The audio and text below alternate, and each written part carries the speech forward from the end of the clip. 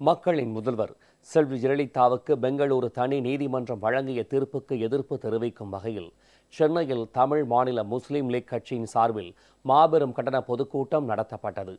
சென்னை ராயப்பேட்டையில் நேற்று மாலை நடைபெற்ற இந்த பொதுக்கூட்டத்தில் தமிழ் மாநில முஸ்லீம் லீக் கட்சியின் தலைவர் திரு ஷேக் தாவூத், அஇஅதிமுக கொள்கை பரப்பு துணை செயலாளர் திரு நாஞ்சில் சம்பத், தென் சென்னை வடக்கு மாவட்ட கழக செயலாளரும் சட்டமன்ற உறுப்பினருமான திரு வி.பி. கலைராஜன், மத்திய சென்னை தொகுதியின் கழக நாடாளுமன்ற உறுப்பினர் திரு எஸ்.ஆர். விஜயகுமார் உள்ளிட்டோர் பங்கேற்று பேசினார்கள்.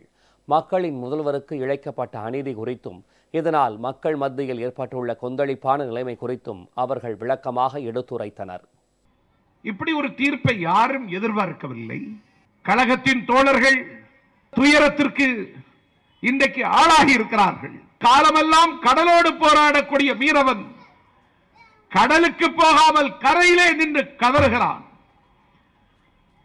பள்ளிக்கூடத்திற்கு பாடம் படிக்க போற எங்கள் பிள்ளை செல்வங்கள் வகுப்பை புறக்கணித்துக் கொண்டு வீதியில் நின்று போராடுகிறார்கள்.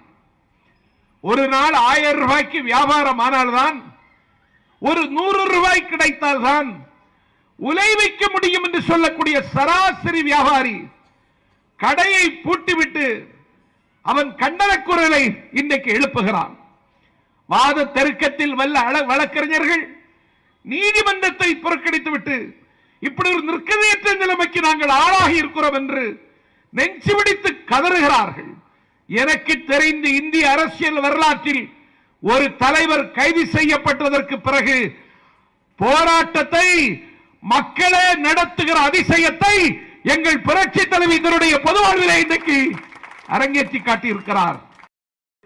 உங்கள் அனைவருடைய வேண்டுகோளாகவும் உங்கள் அனைவருடைய பிரார்த்தனையாகவும் மாண்புமிகு தமிழக முதல்வர் புரட்சி தலைவி அம்மா அவர்கள் திரும்பி வர நாம் அனைவரும் ஒன்று பெற்று ஓய்வில்லாமல் தொய்வில்லாமல் பாடுபட வேண்டும் என்று இந்த தருணத்திலே கேட்டுக்கொள்கிறேன்.